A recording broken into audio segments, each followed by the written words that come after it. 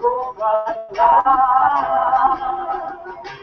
Namo Narayana, Namo Krishna, Krishna, Govinda, Gopala, Namo Narayana, Krishna, Govinda, Gopala, Namo Narayana, Govinda, Namo Narayana, Gopala, Gopala, Namo Narayana, Namo Krishna, Krishna, Govinda, Gopala, Hari Namo Narayana, Hari Krishna, Krishna, Govinda, Gopala, Hari Namo Narayana, Hari Govinda, Namo Narayana,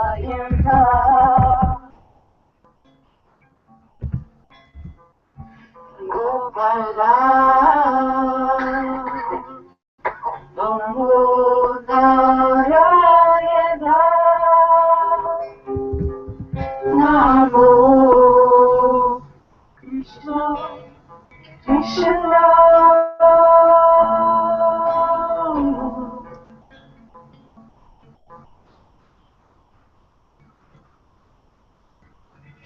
Om Shri Satguru Ji ki Jai.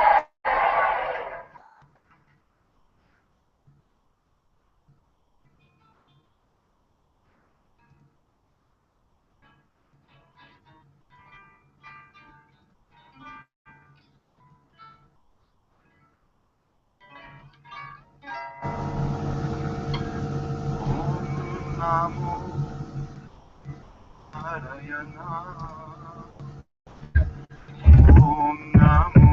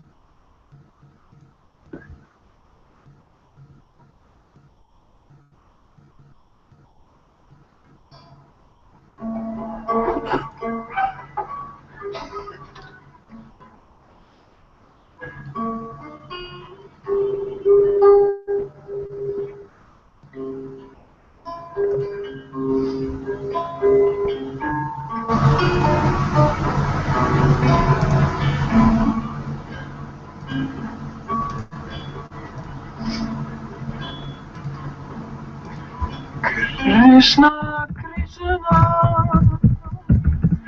Govinda,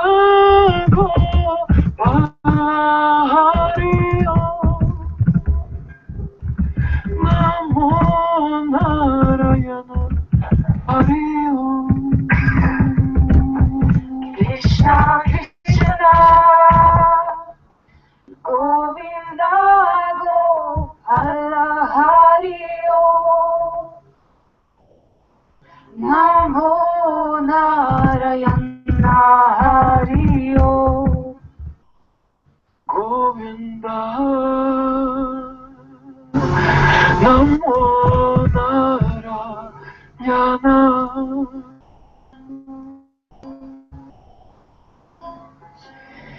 Gopala,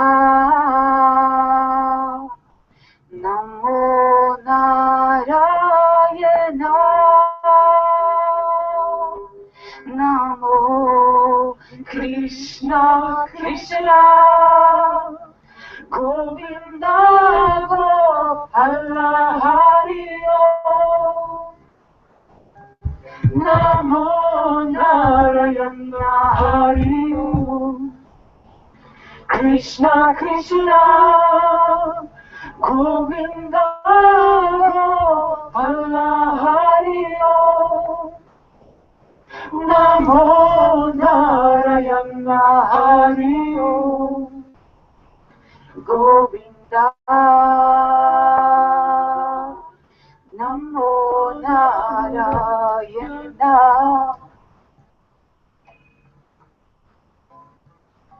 Gopala Namo Narayana Namo Krishna! Krishna Krishna Govinda Gopala Hari Om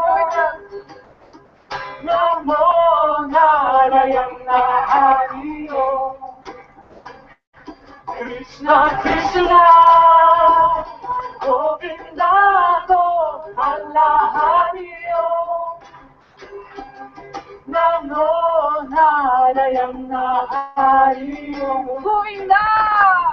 Govinda Namo Narayana Gopala! Gopala Namo Narayana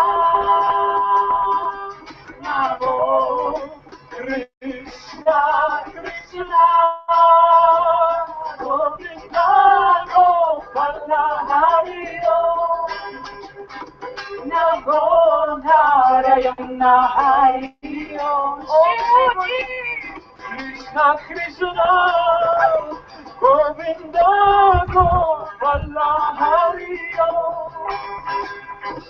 Namo Narayana Hari Om Govinda Namo Narayana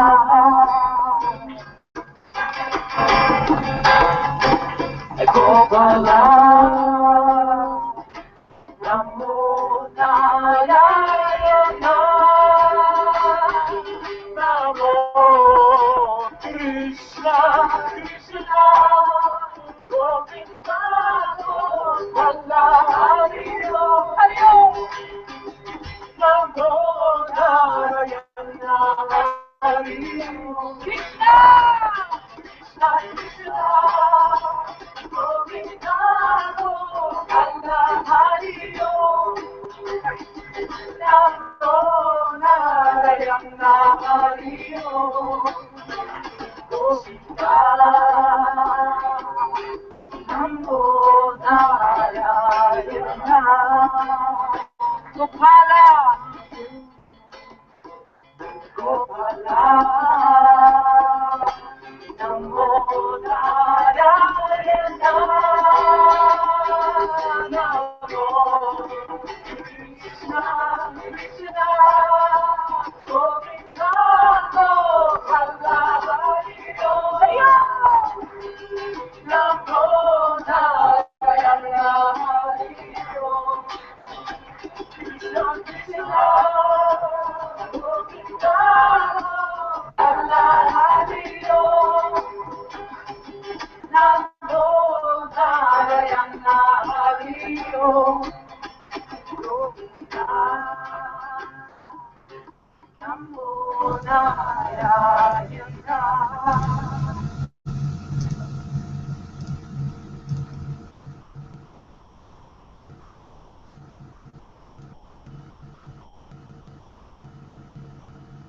Thank you, my dear.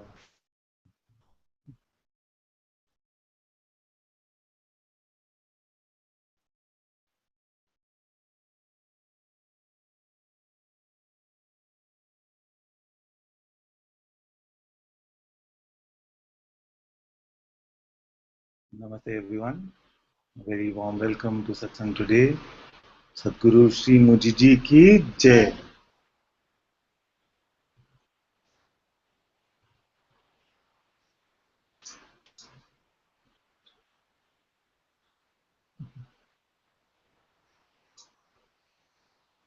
Thank you all so much for joining in.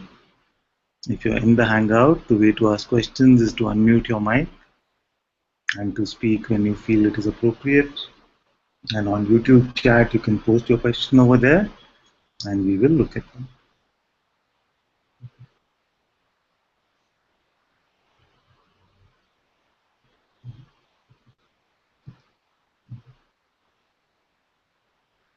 The other day after Satsang, we had a bit of an experience here with one of the Sangha members where we are going through the inquiry together, and after some time, as it happens in the inquiry, the mind stopped and it was clear what we were speaking of.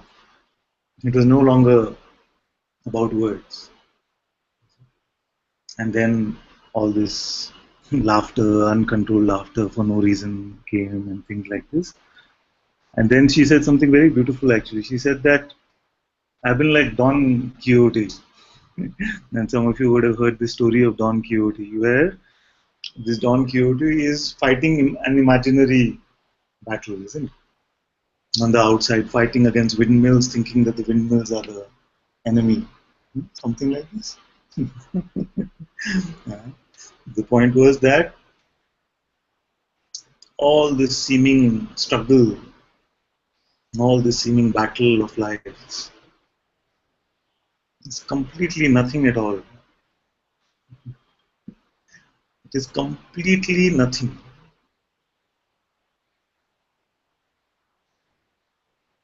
You are so far from it that you cannot even measure. It is beyond space.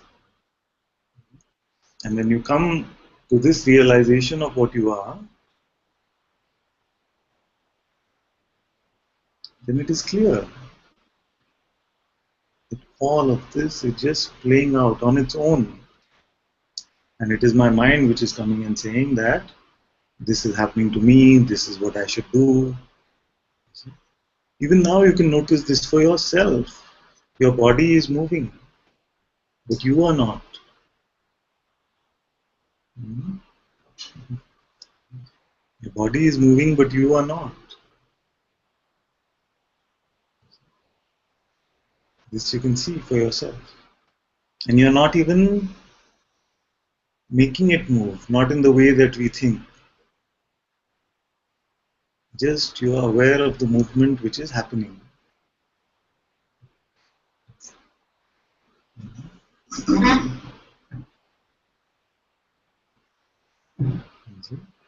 So in the moment of awakening, in the moment of this seeing, it's completely clear that I've been fighting these battles, pretending to be this character,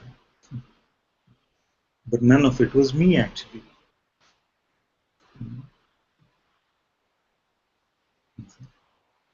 So if you were to remove the I from the equation of this world, if you were to stop saying that there is a I and then there is a world, then there is only the world, the appearance of the world.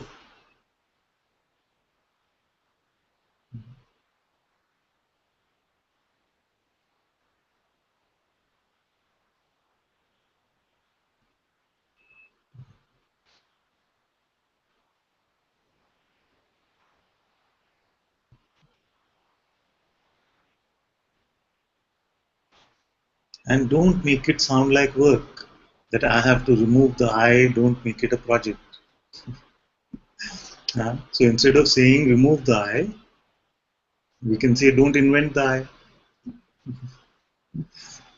Then what is the work?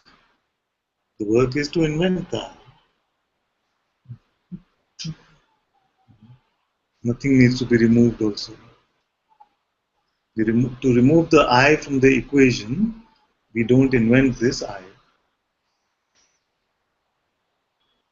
It is our invention, you see. It is just our idea.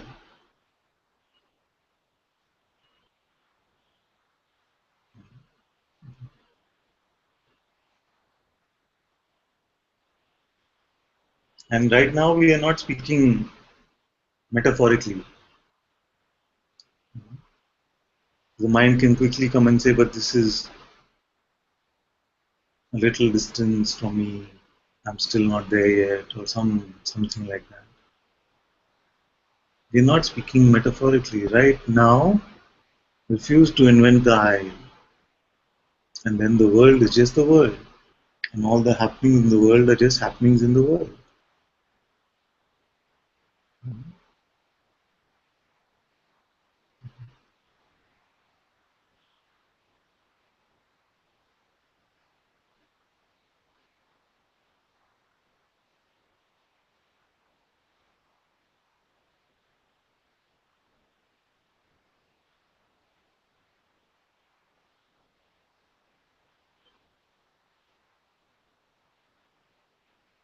Then the I becomes just, when we're communicating in the world, just a tool for conversation. You see, I did this, I went here, I had a nice weekend. Like this. Yes, we're conversing about it with no real power in it. You see, not really be so passionate about the I, not really be frustrated about the I.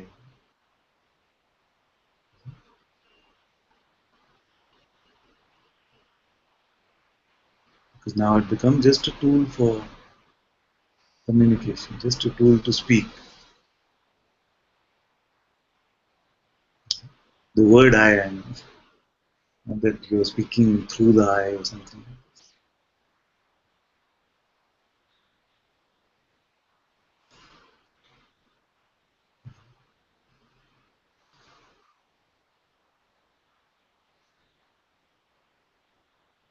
There is no I here already.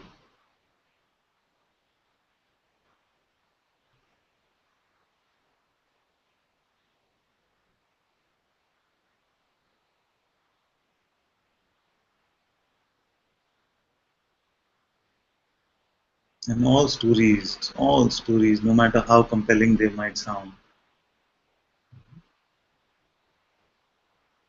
all of them are just stories, just conversation.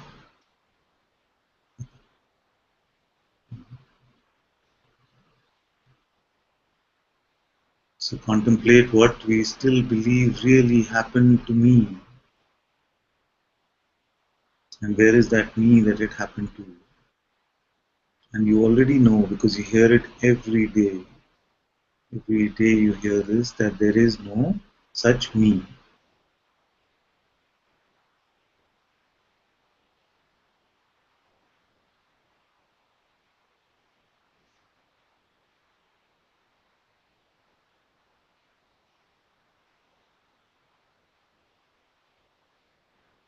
So let's stop our seeming struggles and battles and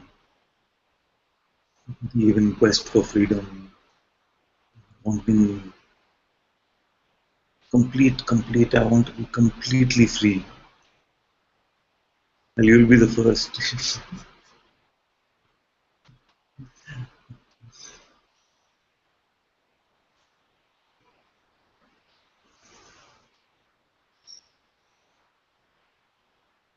Anything that takes you away from the clarity which exists in this moment is only a fantasy of the mind. That which cannot be found now, that which comes and goes is not real.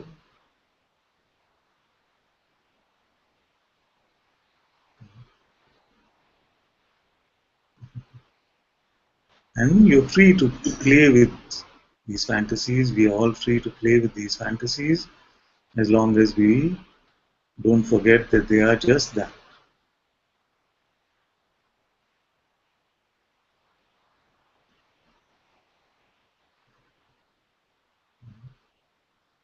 You know, I read something very funny yesterday. I don't know whether it's true, but there was some psychological research done, and 40% of men and one third of women would rather choose to get electric shocks than to be alone with their thoughts. Now, I don't know whether this is just a made up survey or what. So I read this and I said, yes, just to be alone versus to get electric shocks. 40% of men and 33% of women. There's so much fear of this being alone. Why? So you're always, running towards something, running towards some sort of completion, some.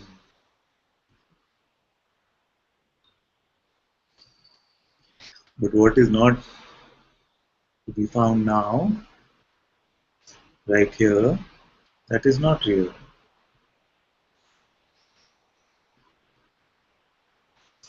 The pictures that the mind is painting, the goals and ambitions, the ideas and stories, everything about the past and future is completely irrelevant. The truth is here right now. And this is true. I feel it is true. Why this statistic attracted me is because I feel that most of the time in satsang goes in just getting you to just be here now, away from this mental distraction all the time. Just, if you're here now, then very quickly it is seen, yes, I am aware. It is not at all difficult.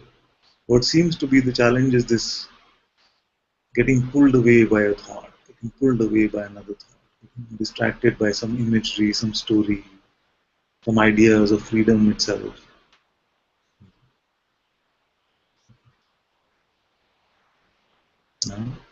So also notice if we are coming to satsang to be in the company of people,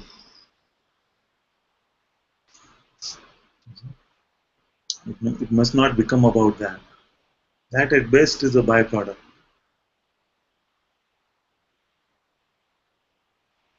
If you're coming to satsang and feeling, oh, I'm just going to be with my family and it's so nice and we are so loving towards each other, then better we be alone for some time. We must face this fear. We must face these thoughts which say that I am incomplete on my own.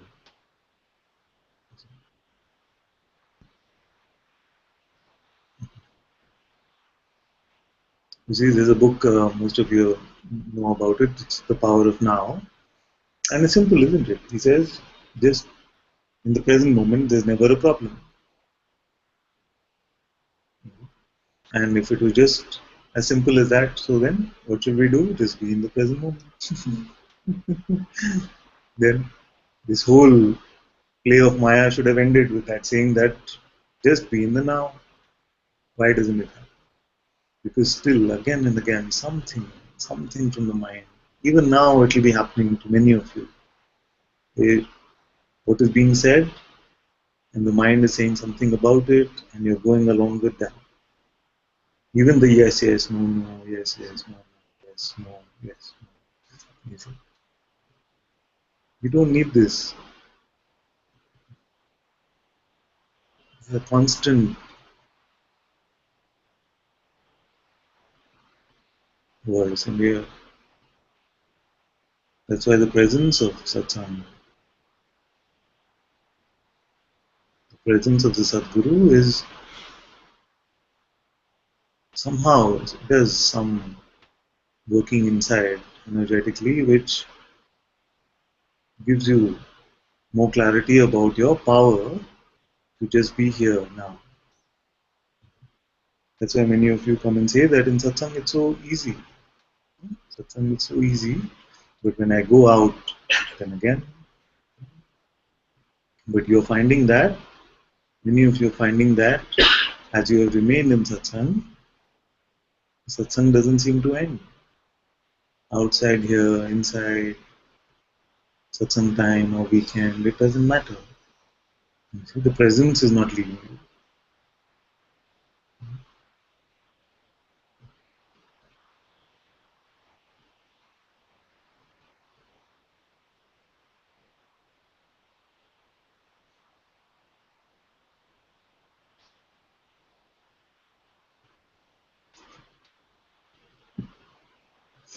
Dina says we would rather electric shock all the men.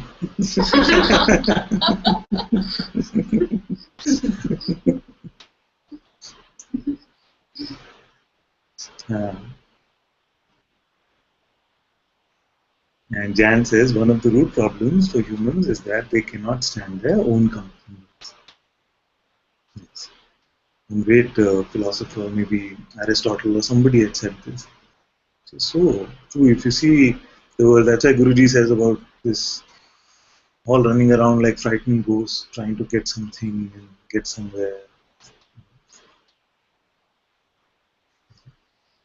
And we see this if we look at our friends and relatives who are not in satsang, can they truly be just you know awake, awake, it's in physically awake, and not doing anything? Most of them have to be occupied with something, see something. This doing nothing is the worst idea for them. And as long as it is able to push that button, then even when the internal realization is coming that I have never done anything, it sounds like a terrible idea. Even when the seeing is happening, that it's all happening on its own. This hand right now is moving like this, it's moving on its own.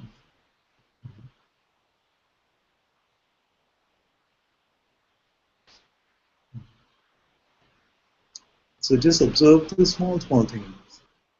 The mind, the nature of the mind is it will bring you to the big decision. See, what do I do about this? There must be a decision about this. So then we start with the small things. Who's breathing right now? How is the body moving? How am I making the decision? These simple contemplations, these false ideas of separation and the decision maker and the individual who's doing this or that, all will dissolve very easily. We don't have to make it dramatic and big and something.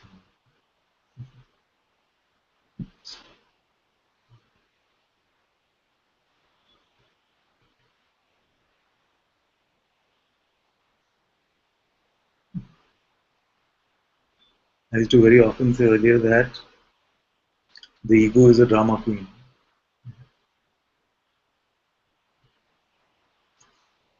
It cannot exist to sit quietly. The worst idea for the mind. This is sitting there. You see, it wants to do something will come. Maybe I can change the world. Hmm? Let me come up with a new idea how I can solve hunger, world peace, something. Even if it's not so dramatic, I need to improve my life, change my life. I'm going to this morning when I wake up, I will make the difference. See, like New Year, every New Year, this year is it.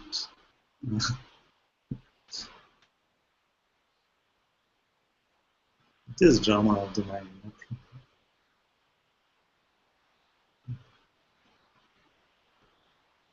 Because it's a completely interconnected web. This play of this universe, everything depends on everything else. There was even a study done that when one atom changes, so if you heat an atom, then it goes to a different level in the energy, it carries a different amount of energy.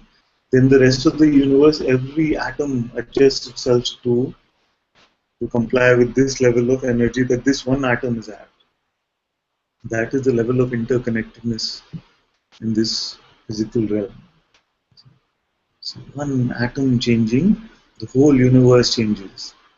And we feel that I, this bucket of flesh and blood, will do something which will change the world. Just ideas.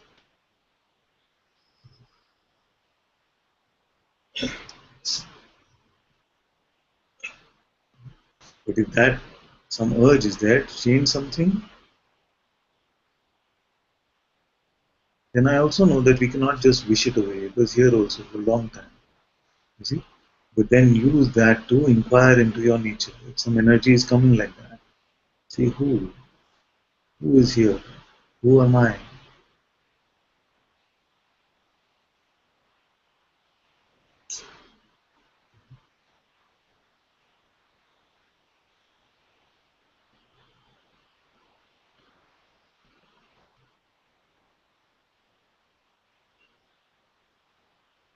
That's why Bhagavan said that if there is a sense that there is an inquirer, then do the inquiry.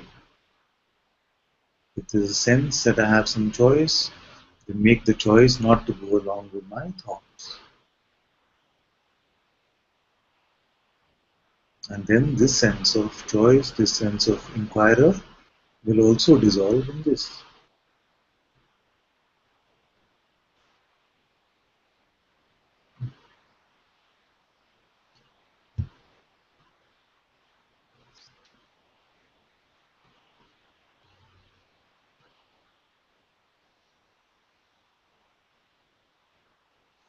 For all our ideas of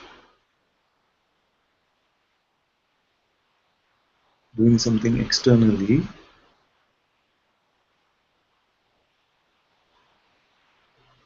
just observe where they are coming from. And if they're coming from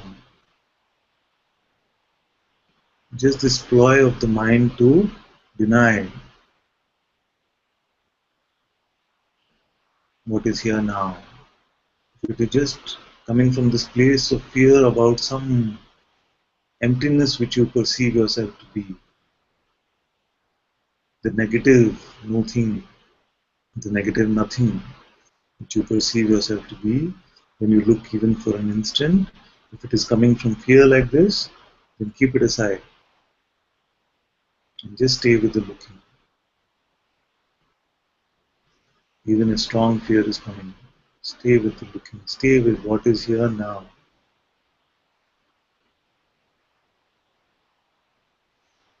And the mind can come with lots of things. Lots of sensations can start appearing in the body. You stay with the looking. Just keep looking. Who am I?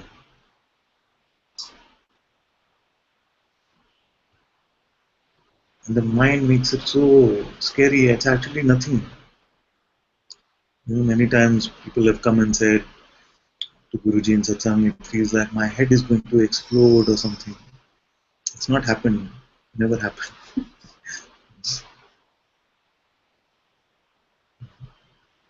Only grace flows in Satsang.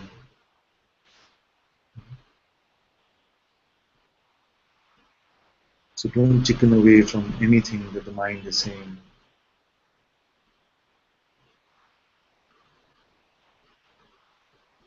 If you find one in whose presence you are being brought to this right now, looking at what you truly are, then no matter what fear is coming, what distractions are coming, even if God is calling you Himself to heaven, don't go. You stay here and look.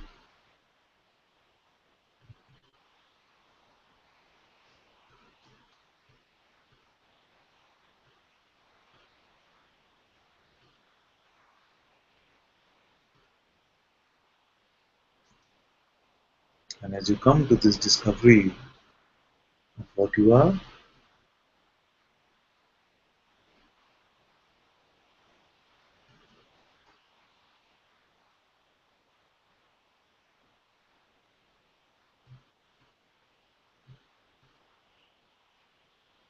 then you will find that there is so much space.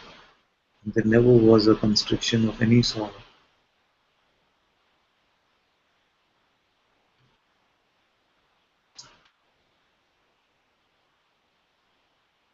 And then sensations will come momentarily, but because they are not energized by your beliefs, you're not fearing the fear anymore, then you will find that Nothing in the world really troubles you.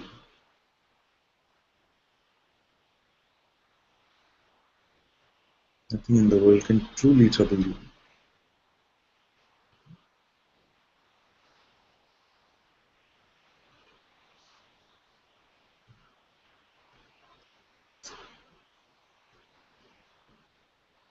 So when we are in satsang, let's forget about our struggles and our fights and our battles and our life and our responsibilities and our stories and how unfair the world has been, how much of a victim I have been, how special I am, and how much I have been good to the world. All of this, let's forget it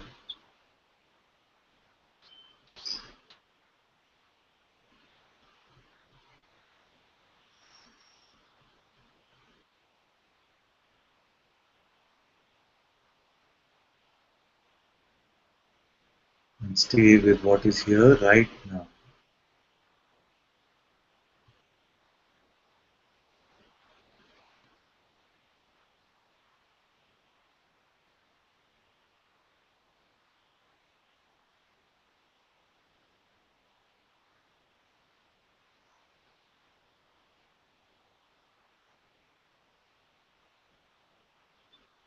Observe that all these appearances are here, they are perceived.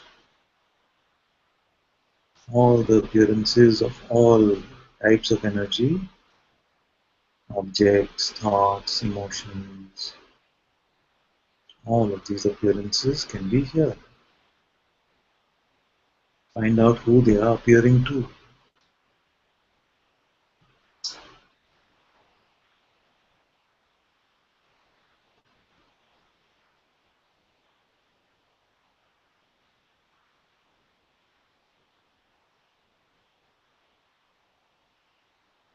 Who is aware of all of these appearances?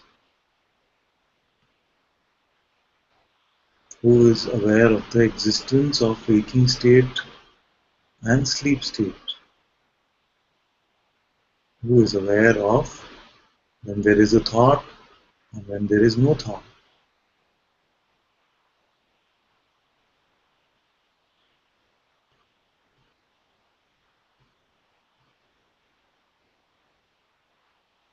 The truth is as simple as this.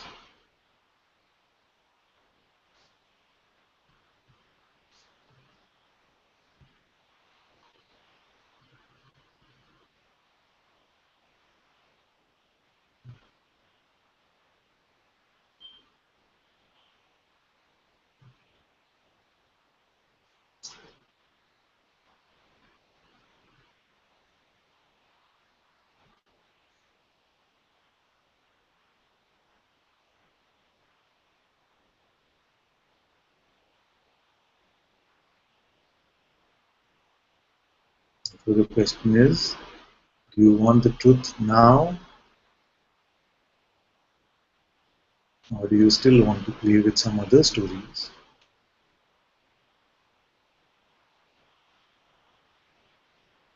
That's all that it boils down to.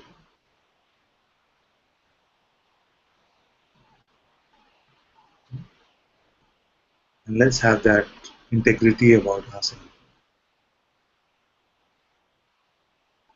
I'm not done with the stories. If I'm not done with the play, then let's say at least I want to play.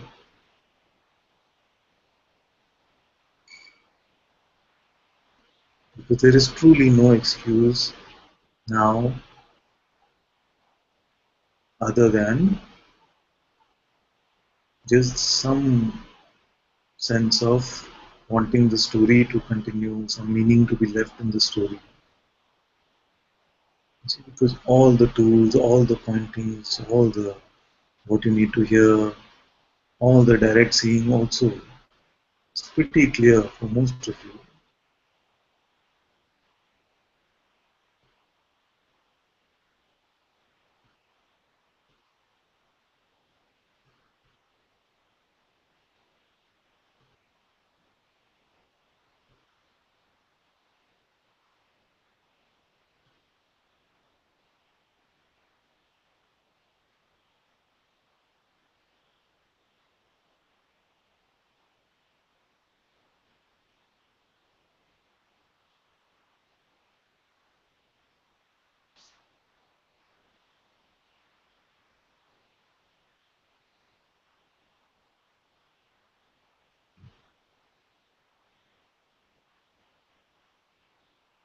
Are you ready to set this identity free?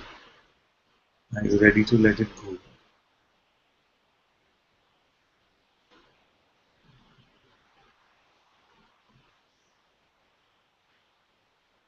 This monkey called me, are you ready to set it free?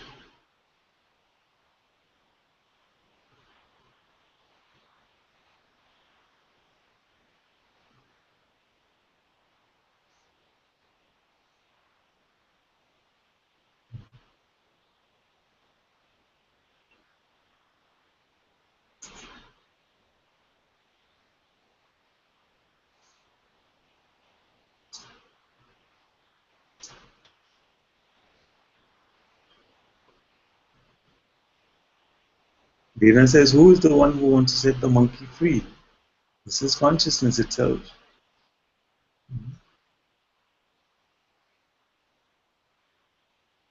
The mind can come up with resistances like this, but who is this? There is nobody. There is nobody.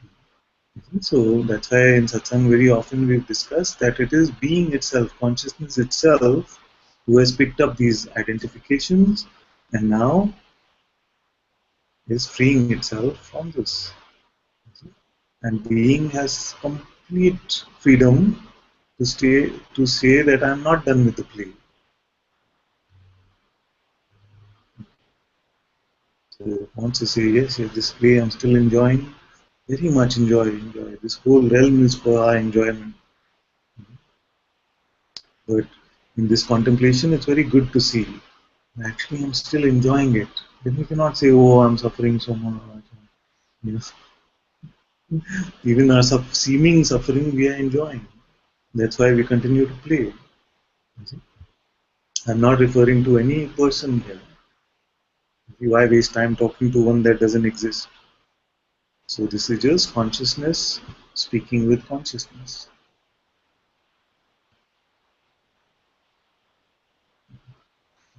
So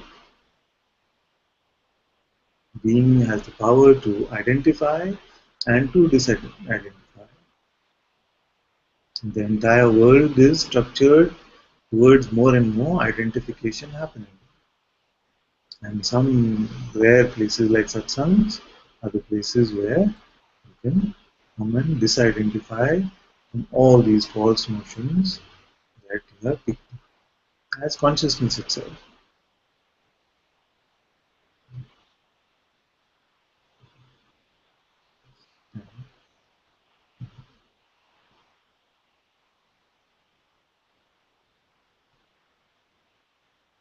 Such a serious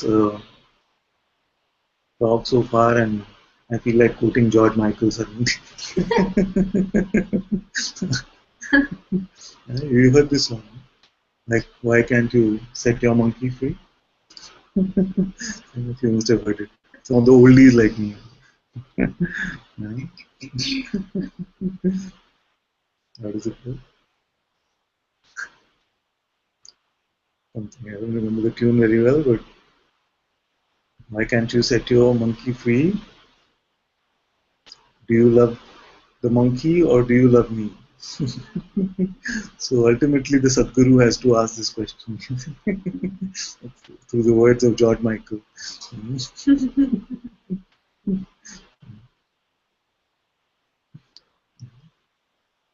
So this is the question: do you love the monkey or do you love me?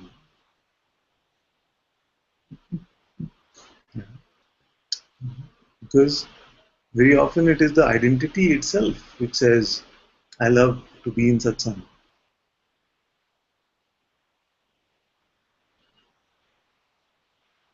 And this one doesn't last in satsang too long. Either that identity itself dissolves, and you find that there is a purer joy in satsang, or you find that when this person identity itself crushed, starts getting crushed, and it says, oh, maybe I was a little wrong about this, or this is something is not right, or maybe it's too fast for me, or maybe I just want to do it on my own now. I picked up all what I had to learn.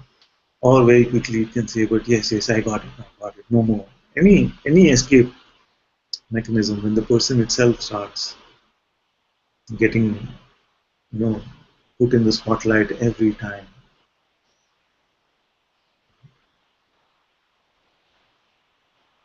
then all the personal enjoyment of satsang starts turning into anger and rage and frustration. And it's a very good phase actually. That's why I always say that if you're feeling this, then you must come and say that this is what's happening. What it's the same stuff you keep saying. I'm so frustrated. I'm not getting anything. I keep seeing and I see that I am awareness. So what now? So what?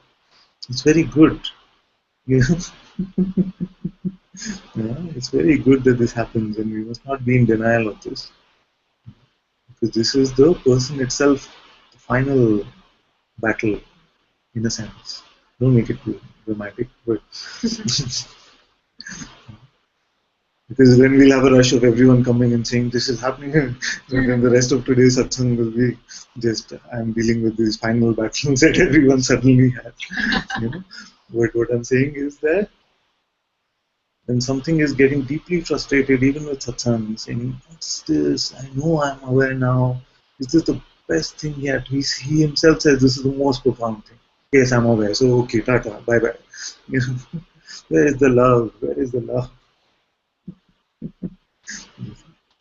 It can be anything like this. It can be anything like this. And those who have stayed through this, who have stayed through this, and have let this person go, have let all of this also go, say that even this not me, even this not me.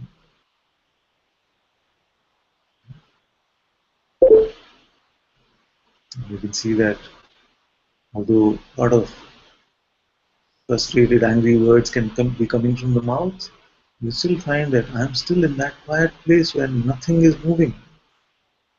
Nothing is moving. You see? A lot of expressions can be coming. I'm still in this quiet place where nothing is moving.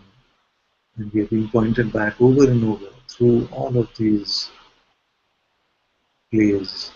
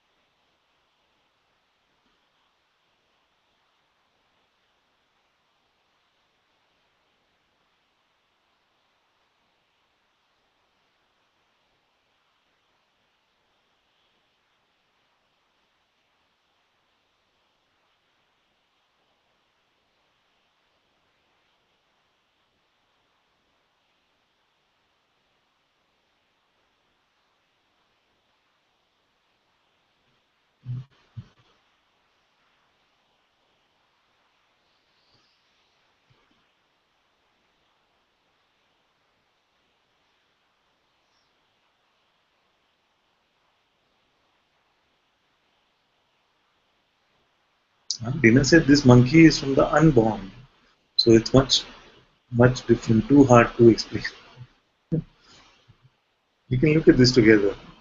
Because what we were, I don't know whether you're referring to the same one as I am talking about, but what do we refer to as the unborn?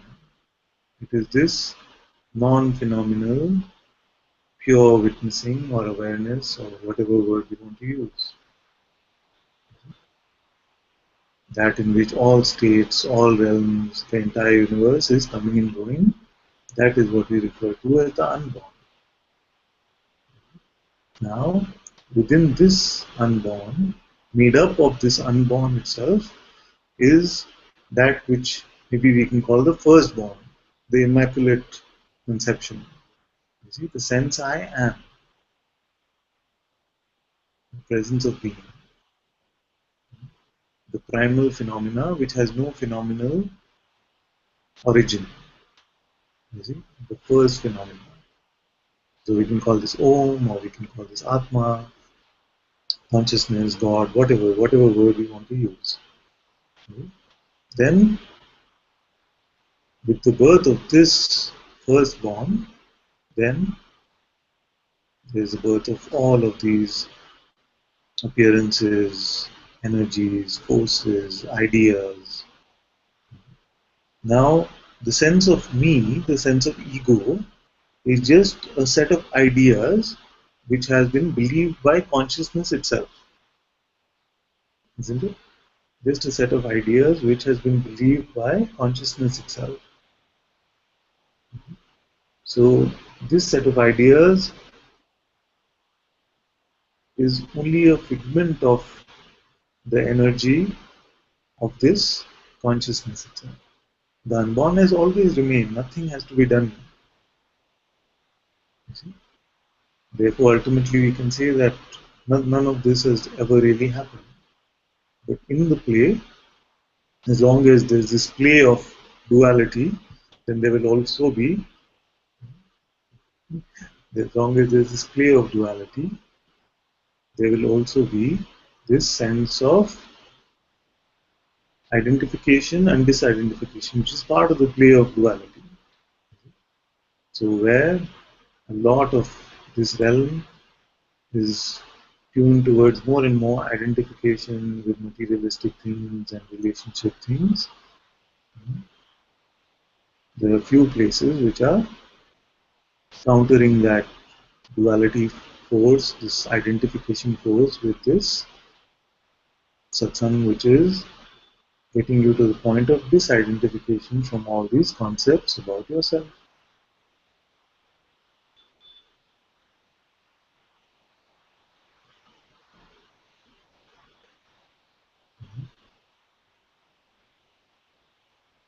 Even satsang is part of this divine play. Aparna says, Father, I'm done playing, but why is it still, the game is going on? Yes. I'm not interested in any of these thoughts, identification, all these, but all of this is still going on. How do I stop this? Mujiji says that just because we have woken up within the dream doesn't give us an advantage in the dream. So because we now see that all of this is just an appearance doesn't mean that the appearance is stopped. You see? The avatar himself, Ram, was a teenage boy when he discovered the truth. Yeah? Does this mean that when Sita was taken away by Ravan, he did not cry? No. It still happened. You see, the play still continues in this realm. So don't worry about stopping the play. Don't worry about stopping appearances. Nobody has been able to stop this. So the appearances still go on. And in the life of sages, there have been many, many strong events, isn't it? You read the stories of any of the sages, Guru Nanak Ji, any sage you take, you will not find that, oh, they just discovered the truth and then the events all became quiet. So events can still continue.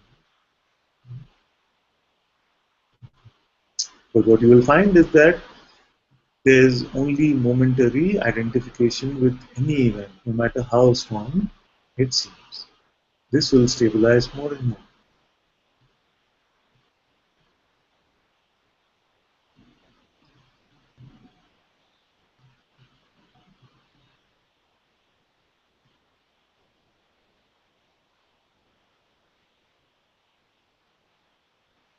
Dina says, does Hanuman count as a monkey?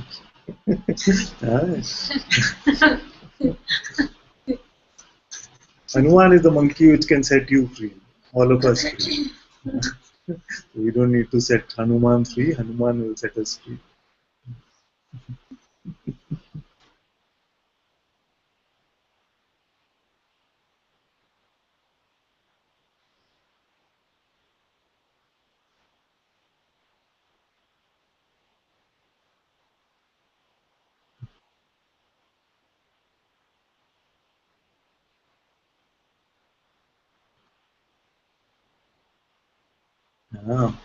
Atma is struggling as moderator because she's got a big wait list today. at least we can make space for some new ones. Sandeep is there, Chrissy is there, Gurmeet is there. So maybe no rush when you feel it is natural.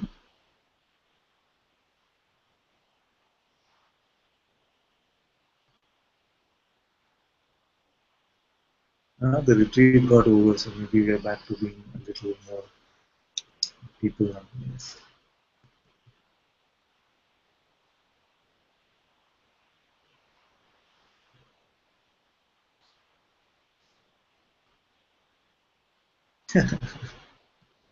Amaya says, I was born in the year of the monkey. Any hope for me? May that monkey be Hanuman.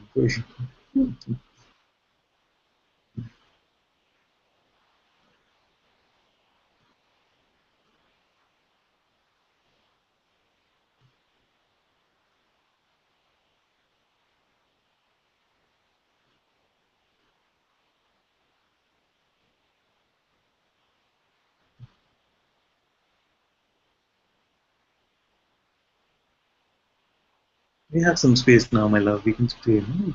We will see how it goes. Aparna says, mind is expecting a big bang kind of awakening. Yes, I guess. Yes. Yes. But good to see that it is the mind itself. The trickster is expecting some experience.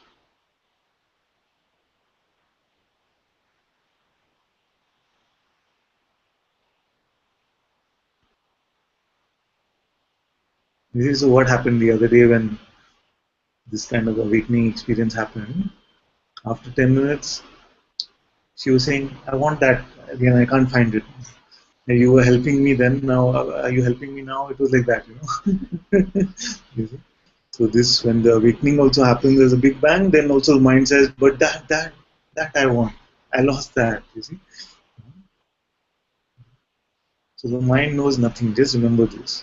Right now it'll say big bang. Now suppose something happens and you look into my eyes and we look at each other and you feel like everything just explodes. Then after 5 minutes when things come back to some sort of normalcy, then you'll say, did I lose it? Huh? Did I lose it? I lost it. No, no, no. Huh? So that suffering might be worse than this was.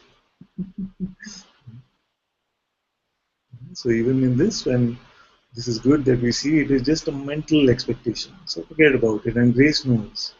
Grace knows exactly how your dish has to be cooked, what recipe to use, and how it has to be served is known to this one who's preparing this.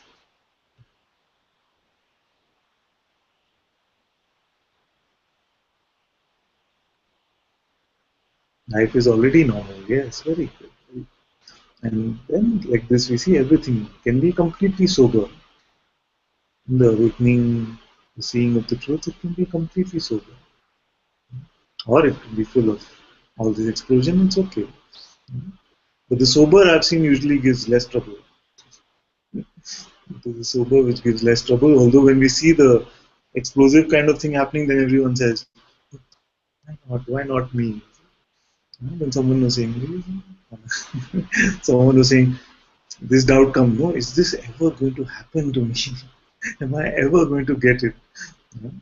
So when some explosive sort of thing is happening, then they always, I was saying that if it's in a room full of satsang where some strong experience like this happened, then at least 5-10 people are saying, I'm completely lost case. It will never happen. Because this one came after me, she just started and she's already exploding and look at me.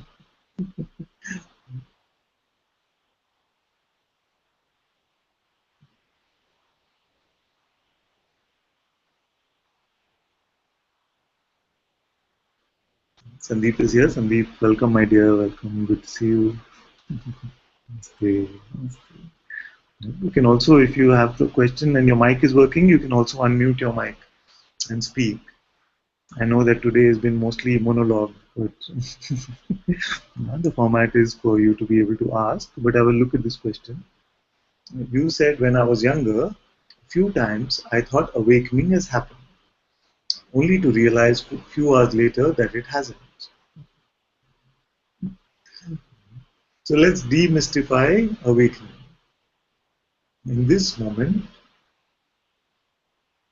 if you see that no person actually exists, the ego was just an idea, and I am that which is aware of all appearances, and this awareness itself, if this is clearly seen right now, then you are awake in this moment. So this is the simplicity of being awake.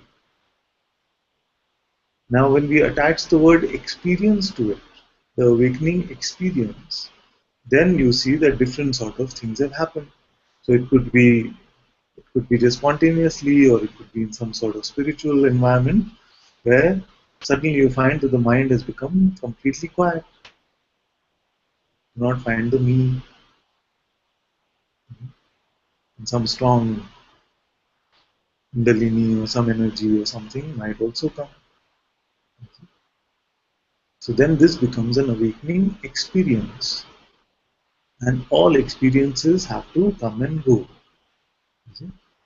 There is no experience which comes and stays. It is not possible in this. So take the example of Kundalini, for example, if all the chakras were vibrating at that energetic level, then very quickly this whole body structure would disintegrate. But the point is that the awakening itself, if you keep the experience part aside from it, was just this simple. That I am this pure witnessing of all that is coming and going. I have no attributes. I cannot say anything about myself, and yet I am aware. Aware of awareness itself is my own nature, and it has always been this. So this is seen in every moment when it is checked, and also it is impossible, next to impossible, to believe the idea of being a person. Or being the ego is just a mythical concept now. As much belief can go to it, as much belief as most mythical thing now. The Loch Ness Monster, the abominable snowman. Even that much belief does not go to the person idea. So then this remains, and also it is seen that no experience truly is important to me because I am untouched through all experiences. So whatever awakening experiences have happened, just forget about them because they become some sort of a mental thermometer. You see, a mental benchmark for us to try and replicate. Then we are going away from the freshness of the moment right now, of what is here right now. Because the mind is constantly saying, I want that. When I was there, then this happened, I just want that again. But the mind doesn't know anything.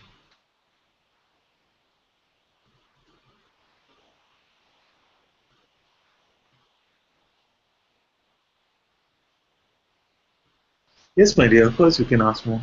You can unmute your mic. Yes. Actually, you may relate to this because from your website, I read that you spent a little time with Sri Ramesh Balsekar. Yes. So I remember that when I was much younger, probably in college or just out of college, but around that age, I used to go to him almost every day. And you know, at about 11 or so, at his apartment, he would invite people, and then he would. Yeah. So around, I think just before afternoon, he would invite people to come and talk to him in his apartment at Bridge Candy. Yes, So Gamalia Road, 10 yeah, o'clock. yeah, around that time. I don't remember the exact time. So I used to almost go there every day, and he had the same thing to say, that it is all destiny, you know. And I used to really struggle with this. What do you do with a teaching like this? It may or may not be true. It may be true, but as such, what do you do with a teaching like this?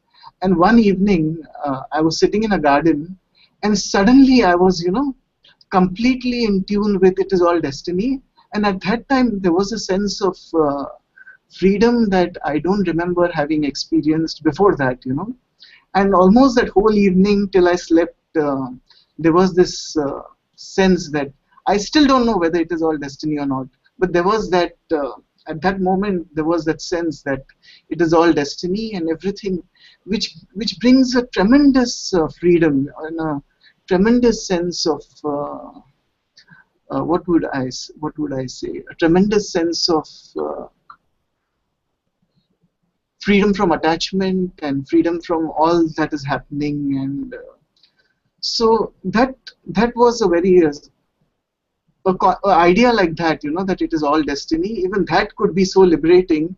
Is the first time I could relate to that, and the first time I thought that, oh, what Ramesh Balsekar is teaching can actually be useful, because earlier I used to always think that it's, whether it's true or not, I don't know, but it's pretty useless as a teaching, So, but I used to just go there because I used to enjoy the vibe, and in spite of not really being able to relate to this idea.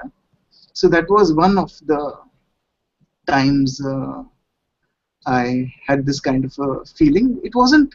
This one wasn't like a deep spiritual experience or something, but it was just an experience of pure freedom. So it was not the experience of a deep absorptive meditative state or something like that. And then few years later, or maybe several years later, when I met Sri Ranjit Maharaj, and do you know him? I know of him. Okay. Yes, when I knew of him, he had already left the body. Oh, okay. So when I met him, and when I got the, what they call in that the parampara, the Nam mantra. So when I got that from him, for a few days, and the meditation approach that he had instructed. So for a few days after that, I thought, I'm well on my way to enlightenment, the deep things, and then slowly things get back to normal, and sometimes things go so down in your cycle that you feel you're nowhere, and you wonder that, wow, what was that thing that happened? And not, should I continue, or I'm just talking about experiences. So not long back, just this is August. So this month itself, I was on retreat with Lumpur Sumedo of the Buddhist Theravada Buddhist tradition. Maybe some people here know him. Maybe nobody knows him. But yeah, and on that retreat, on the sixth day, I kind of felt that the self-view, what in Buddhist teachings is called Sakhya-diti, has completely vanished. And wow, self-view has vanished. So from a Buddhist definition, I'm a stream enterer, or someone for whom there's no turning back. But then the next day, there is no self-view anymore. I mean, there's no freedom from the self-view anymore. And all the problems that are associated with self-view come back. But at that moment, you see that all the things that you're cooking up, including desire for conditions for practicing spiritually, even those are all related to self-view. I could see that almost everything I wish for comes from that self-view, including conditions in which I can practice with teachers, or conditions in which I can meet teachers, or conditions in which I can be generally free from my not very busy life, but still a life that requires engagement with occupation to earn a living.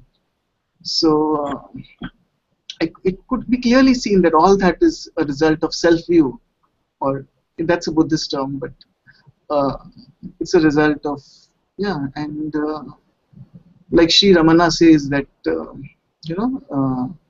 Ishvara has no jurisdiction over someone who doesn't have a self. I mean, something like that. So yeah, these things come and go, and things like these, or moments when you feel that, oh, you've got it, they come and they go. So in what happens in reality in my daily life, I just remember that, awareness, I mean, uh, a regular flow of awareness, is not really, I don't remember to be aware. For hours, I don't remember. And then I just see that, oh, several hours have passed and I've not even thought about this awareness business, or I've been completely lost in the associative thinking uh, without any sense of awareness. And for hours and hours, maybe the whole day at times, like from morning to evening, I've just not remembered that, remembered awareness at all, or just not. When you remember, you can be aware, but to remember to be aware is something that, in a retreat environment, of course, everything is very supportive of that. So it's different, you can remember to be aware for throughout the day, but in a business environment or in a job environment, uh, I simply cannot, and I just wonder, why can I not remember to be aware? Why do I have such long gaps before once I remember to be aware? For some time I remember, and then suddenly for hours later I realize that I have not remembered to be aware at all. So why do I have such long gaps in awareness in a daily life situation? Because as of now, I cannot spend my whole life on retreat. And maybe that is not even the suggested thing, because your test of awareness is in normal day-to-day life, as such. I mean, if you call it a test. So, well, that's my long, sorry to sabotage your No, satsang. no, not a sabotage at all. Not a sabotage at all. Very beautiful to hear you. Very beautiful. Many beautiful points you brought out, which are not uncommon. Many come with this question, so I'm very happy to look at this together with you. Hmm? So, I want to share a simple story with you. Suppose that just after you were born, everyone started convincing you that you are a cat. No? Everyone started convincing you that you are a cat, and there are no mirrors in this house. There is no way that you can check for yourself what you are. You see? So everyone says that you're a cat, you're a cat. All you need to do is get your next bowl of milk, and if you go here, you will get your bowl of milk. If you go left, if you go right, you will get your bowl of milk. And you tried all these bowls of milk, and you said that, oh, but they're not giving me satisfaction. What is the ultimate bowl of milk that I can get? So then someone says the ultimate bowl of milk that you can get is freedom or awakening. Huh? So then, as a cat, we are looking for that bowl of milk, which is the ultimate, the never-ending Amrit bowl of milk. Huh? Yeah. And then when we sip once, say, oh, this is beautiful. I see that this bowl of milk is amazing. I just want this. So now this cat feels like it got something. Next day, this bowl of milk is not there, or it doesn't taste so sweet anymore. And then it's again saying, where do I go? Where do I go to get this bowl of milk? So you see the trouble over there. We are looking for freedom for the cat, the identity which never existed. For that, we are looking for freedom. But when we look and find that there is no cat, this itself is freedom, because true freedom is freedom from the cat, not freedom for the cat. So freedom is not for the person. Freedom is not for the idea of who you think you are. Freedom is the freedom from this person idea itself. You see? So as long as it remains a personal desire, that I, as a person, as a separate entity who has a day-to-day life and has these responsibilities, then I, as a person, I'm looking for some peace, and the freedom is the ultimate way to get it. You see? Nobody can get that peace and happiness because they're still looking at it personally. Mhm. So let's take some examples from what you just said. You said that I went to the Buddhist retreat, and in the Buddhist retreat, on the sixth day, it was clear that this self view, I know the Buddhists refer to the self as the sense of separation itself. What we call the ego, they call the self. You see? So this sense of being separate, a separate self, was not there. It was not there. And then next day it came back. So it came back means it must be there now. You see? Because I've asked hundreds of people, can you show me the ego? No one has been able to show me. So can you show me this one? You say it came back. So show me where it is.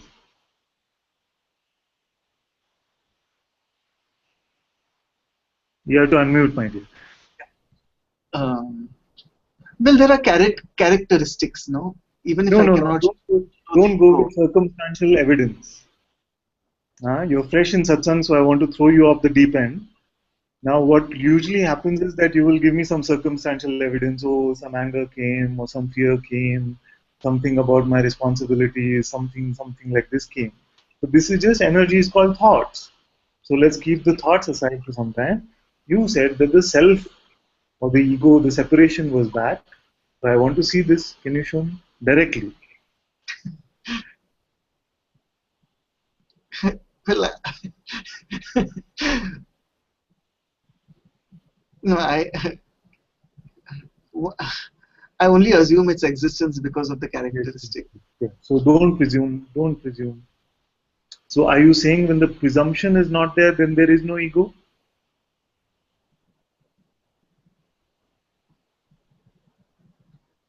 No, actually, I was saying that when the apparent characteristics are not there, then Yes. it seems that I I'm not I wouldn't go so far to say there's no ego, but I would say that it's much less gripping, So, or there is more so, freedom from.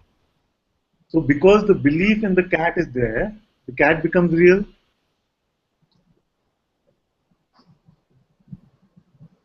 It's always only imagined, isn't it?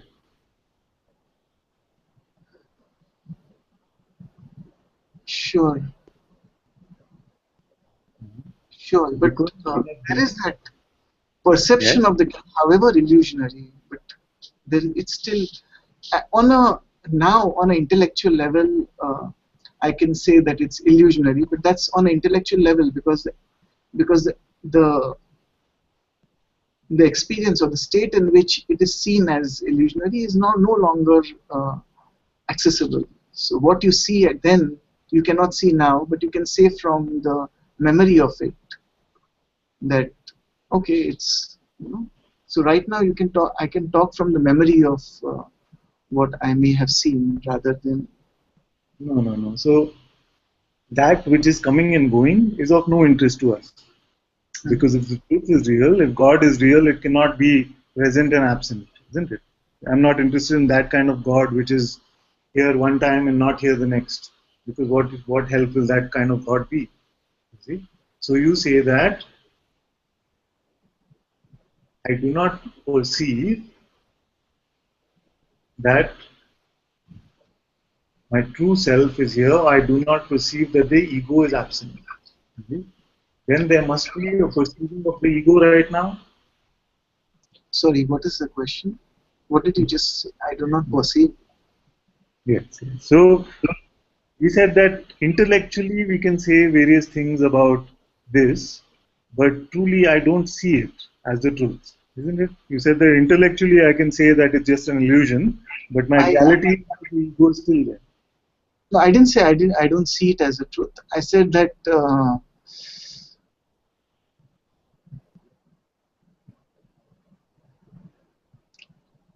it's yeah. I said that. Mm, I mean, Okay, yeah. I see it is true, but I also see that I'm not free of it. You know.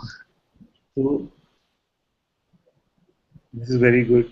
So right now what do you perceive yourself to be in this very moment, without referring to any past or future, without referring to any intellect, knowledge, concept, just from your simple seeing right now, what do you perceive yourself to be?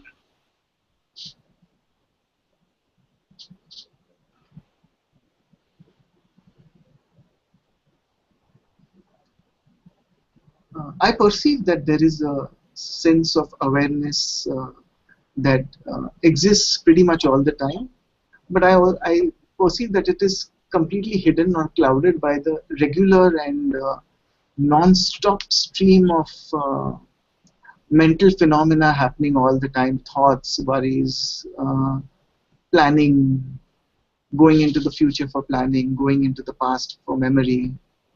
So that is constantly flowing, and that flow is something that is so engaging that the attention goes to that flow rather than to the uh, awareness that is always there, which is more or less forgotten pretty much for most part of the day, and occasionally you come back to it for some time. This I, which goes back and forth between awareness and mind, who is this one?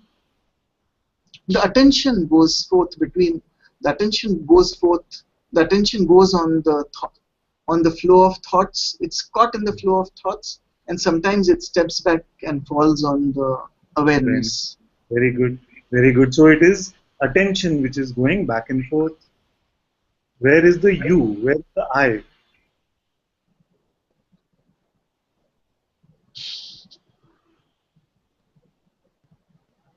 I don't have an existential answer to where that I is, but Don't use the mind at all.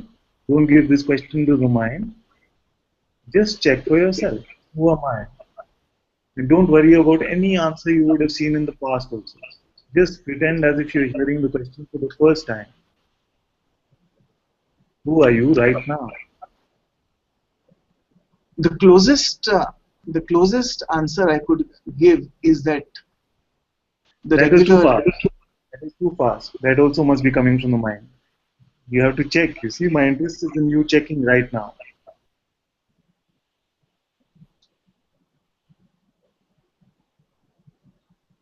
my closest answer is that which is watching all the time is my closest answer. It That may which is watching all the time. Is it different from awareness? Is it separate from awareness? no, that is the awareness. Yes. Now, this is what you are.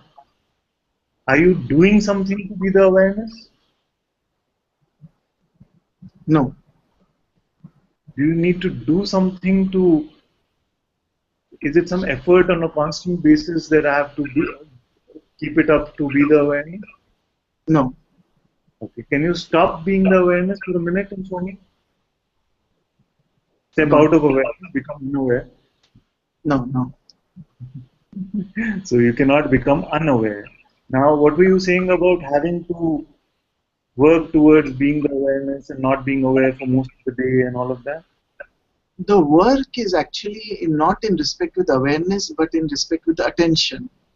So the attention right now, while talking to you, my attention is also on that awareness which is always there.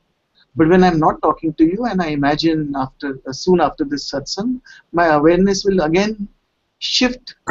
Sorry, my Attention. attention will Yes, yes, again shift to all that is happening, and the awareness remains pretty much uh, in the background, unseen. okay. So right now, let your attention completely free. Let it go wherever it wants.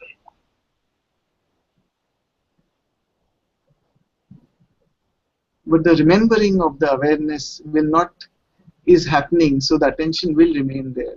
When that is forgotten, the attention, forgetting brings, and forgetting is something that automatically happens. You cannot ask me to forget about awareness because that only reminds me about it. Yeah. So even when you, so right now, even when attention is going here and there, so bring your complete attention to your computer or whatever is in front of you. You don't lose the awareness, isn't it? No, you don't lose the awareness. Sometimes the attention is lost. So sometimes even often while talking, actually, your attention is lost and goes outside, but not right No, now because I'm talking to you. attention can go. The purpose of attention is for it to move around. You see? But it makes no difference to the awareness that you are. Yes, it doesn't. That seems to be really the pure thing. I mean, the thing that is not really uh, disturbed by anything, so to say. Exactly. Exactly. And this is you, isn't it? You said when I sit, I find that I am this awareness.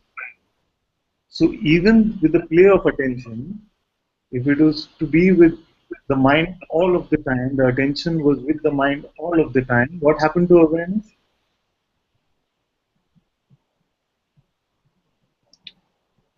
Yes, the awareness is pretty much pure and there always, but how do we Remain.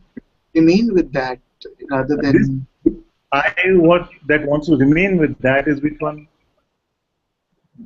is the cat, you see, this one. right? So wanting to remain with the awareness is a trait of the cat. It's only an idea. Right. You see? So you must have seen yesterday we put up some photos where we were standing in front of an ATM, and you must have wondered what is this? Why are they posing in front of an ATM? So I'll tell you why. Oh, We have this ATM example. Huh? So we have this example which goes like this. The mind is a anytime misery machine. It's an ATM. Huh? Anytime misery machine. How do you work an ATM? You need to do two things. You see? First, you put the ATM card, which is the attention to mind card. Right? So attention is the first force. You see? But just by putting the ATM card, do you get the cash from the machine? No. You need to also do something else, isn't it? You need to give it your personal identification, which is also called belief. Right? So now consciousness has these two forces. It has the force of attention and it has the force of belief. Attention itself is very natural, it can move about. And the more you try to control it, the more it seems to get out of control. If I say don't think of an orange, very quickly an orange will appear in front of you. You see? But I say don't believe you're an orange. Simple. You see? So this separate identity, this idea that there's a me that must now be awareness, when already you said I cannot leave it, I cannot turn it off, I cannot stop the witnessing. Already this is clear to you, but still this voice of the me comes and says, but this is how you must always be. You see? This voice is just another thought. It's the voice of the separation, it's the voice of the ego. And all that is needed is for you not to believe your next thought. And if you do not put this belief in, you don't punch this belief in, then you cannot extract any separation, any ego from this play. You cannot extract any misery.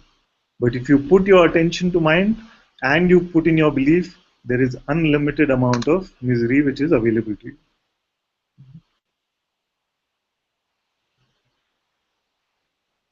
uh, yeah, yes, I do understand. I mean, I believe I understand what you're saying.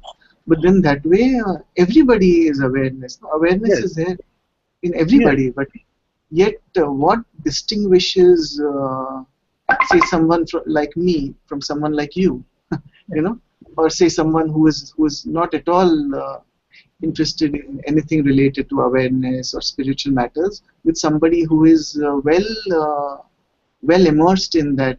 Uh, so so, yes, this is a very valid so question. If something must. everyone, yes, if everyone is already awareness, then what is the point of satsang? You see, this is the question. Then why is one sitting on the chair and sharing with everyone else if everyone is already awareness? Because in awareness there is the birth of being, birth of There's consciousness, the birth growth. of maybe when I'm speaking you can mute and when you're speaking I'll mute. Maybe this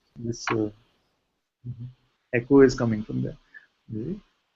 So in pure awareness, in the sleep state, there is no sense I am, In the waking state, I am appears, and with the birth of this consciousness come the power of attention, belief, all of this. Now, the power of belief is consciousness's power to pretend. It is God's power to pretend. So when I believe that I am a person, I have a job, I have a life, I must control some circumstances in my life, then all of these are just identifications or associations that I'm picking up as consciousness. You see? So I remain as just being, but now I'm being a person. I'm being a husband. I'm being an employee. I'm being a boss. You see? So we started attaching associations to this pure being, pure sense of being. You see? And when the self-inquiry happens, then all these associations are being dropped. And being is just being. So how does the being pretend? By believing the thoughts. It only pretends by believing the thoughts. You see? So remember that I'm saying we are pretending. If the truth had to be created, then we'd all be in trouble, you see. If awareness would vanish and being would go and we would actually become people, then we'd be in big trouble. The fact is that all of this is God's play and God is just pretending to be bound and God through Satsang is now pretending to be free. So therefore, in reality there is no difference, you see. But in the play, there are some which are pretending to be people and some that have seen through the pretense. So all that is needed to be done is see that this was just a pretense of being a cat and it was never real. I have believed all my cat thoughts, I have believed all my egoic or person thoughts, and now they are being left aside. And because the nourishment of belief has not been given to them, it cannot perpetuate, it cannot last for long. And you will see that there is nothing I had to do to be awareness. I am unchanged, irrespective of waking state, sleep state, dream state. As awareness, I have remained unchanged. So who has to stay as awareness? The imagined one cannot stay as anything. This imagined me, the imagined cat, can it become free? No, it cannot. But it keeps trying. You see, so mind will say, oh, but this is how you must be. This is how you always must be. It's still speaking of this imagined entity called the person. There never was such a thing.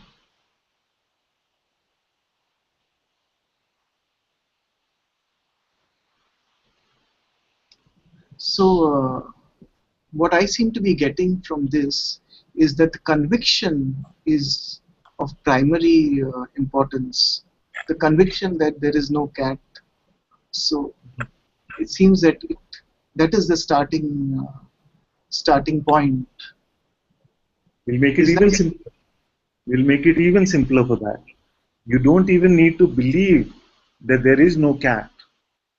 You don't even need to believe that there is no cat. When you see now, you already see that there is no cat. You just don't need to believe thoughts about the cat being real. All that seeming effort that is required is to put the burden of belief in thought down. So initially it can seem like a bit of effort. It is actually like keeping this heavy bag down. You see?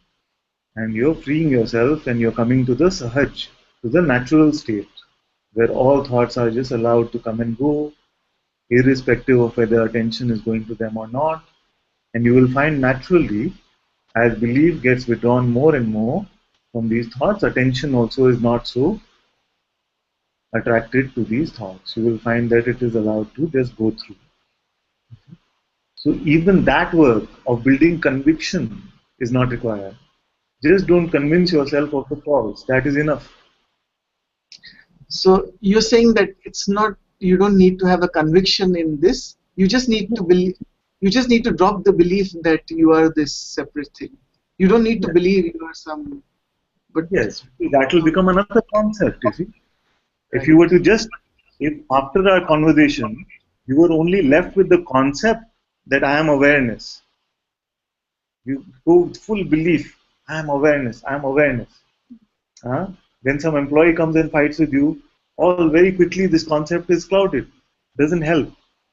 You see? Huh? So the concept I am God is not helpful. It causes more trouble. It only becomes a spiritual ego. You see? It is the cat which is now God. Huh? I vaguely remember having, when I read the book I Am That by Nisargadatta Maharaj, that time he said, my guru only told me one thing, that just be with the I Am That. And that seemed to be the thing that took him all the way. That just that firm conviction in, yeah, I, but this seems to be even better, to just drop. No, Definitely, this seems to be better to drop an yes. imaginary view rather than putting on an imaginary I am that. Actually, what Maharaj said is that he was guided to stay with the presence I am. It was not with the concept I am. It was just with the presence I am. You see? And Right. for a few years, I struggled with this concept. What is this I am? Because I couldn't seem to find it. You see? So now it is that this being which is here. So when I say, can you stop being? You say, no, I can't stop being. How do you know? Because I am. I am here. I exist. This sense of being is different from the thought I am. You see? You see? So it is not conviction about a thought. It was to just stay with the presence of being and to let all thoughts come and go. Yes, I see the difference. Thank you. So like this, we see like that. And here very often I say, you don't need to believe me. You see, you don't need to believe me. Because if it becomes another set of beliefs, then it becomes a new religion, you see. And we're not creating a new religion. You must check for yourself. Check for yourself. Thoughts are coming and going. Emotions are coming and going. My presence also, waking state, sleep state, it's coming and going. You see? That I, which is aware of all of this, remains, irrespective of anything that happens in this realm, irrespective of attention, even of belief. You see? Awareness remains untouched through all of this. The only thing which is happening is God is pretending to be a person and God is pretending to come to freedom. But God is always God. You see? Therefore, I say, if you want to see God pretending to be a person, believe your next thought.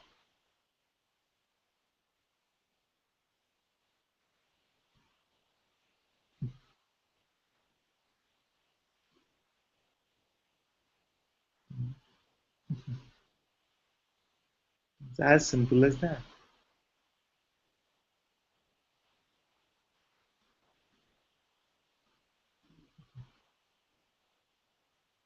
Great, great.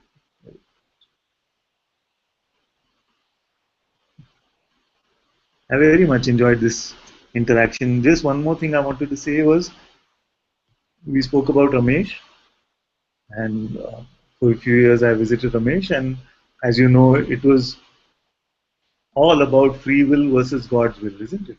All every day was about free will versus God's will, and I realized that this can become like a debate which has no end unless we find out who is it that we are referring to ourselves to be. You see? So if we are referring to ourselves to be this imagined person, then can that which is imagined have any will? You see, impossible. That which is just a figment of our imagination, that cannot have anything at all. So forget about will, not possible. You see? So the question of personal will just does not arise because there is no person. It is just an idea. You see? So that is the first perspective. So you can say, do I have personal will or not? I say there is no person. So how can there be a personal will? So that is person. Then we say, okay, God's will means the presence of this being which is here, in the light of which this entire world is flowing. This one must be completely free, isn't it? So whether it is a predetermined script that God is using to create the world, or whether moment to moment it is being created with complete freedom, that is completely up to God. You see? So once it's clear that only God is present here, the person was just a figment of our imagination, then all must be God's will. You see? Then we can say, does the absolute, does awareness have some will? You see? Now you see that anything that happens in the play, any movement, any action, all of this awareness remains untouched, unconcerned. So even the concept of will does not apply to awareness. So in reality, that which we are is beyond even the concept of will. You see, but the being which is present here, which gives birth here, that is completely free to project this world as it sees fit. Personal will, for me at least, is out of the question because I have not found the person. Actually, when you say it this way, then in retrospect it seems, this is what he may have meant, you know. But he should have said it this way to make it clear. I mean, you explain Rameshji far better than he explains himself. Actually, yeah, he was not able to really. He would keep saying that, you know, it is all will, but this is a very clear explanation. Just saying it's all will doesn't really help, except that fluke incident I had where I said, oh, even this can help. But more or less, it generally is of. I personally Actually, find it pretty useless as a teaching. so but I would say that it's not a fluke incident. The presence of the Sadguru is guiding you, and the true Sadguru is your own heart, you see.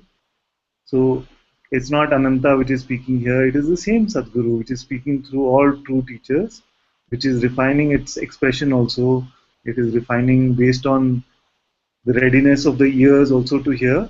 The expression is coming. So maybe if this was said then, maybe there was no readiness to hear these words. Because if it was said there is no person, somebody would have said, what rubbish is this? You see, but now you see clearly that there is no person. So no personal will is possible.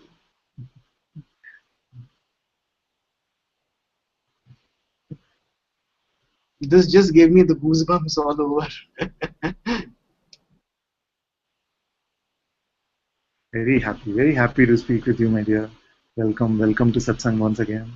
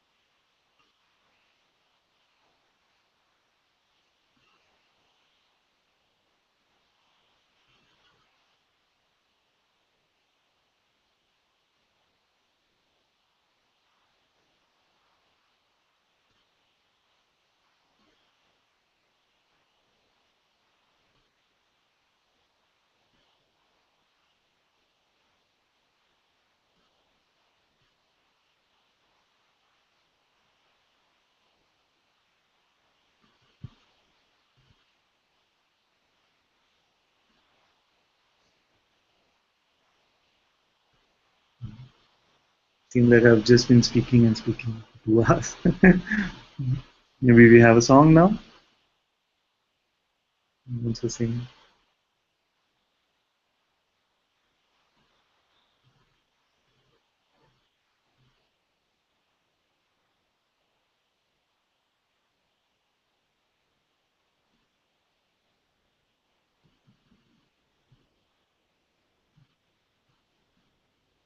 Priya says she can't. Okay.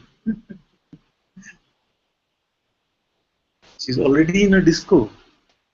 Ah, you're in a disco so early in the morning? Huh?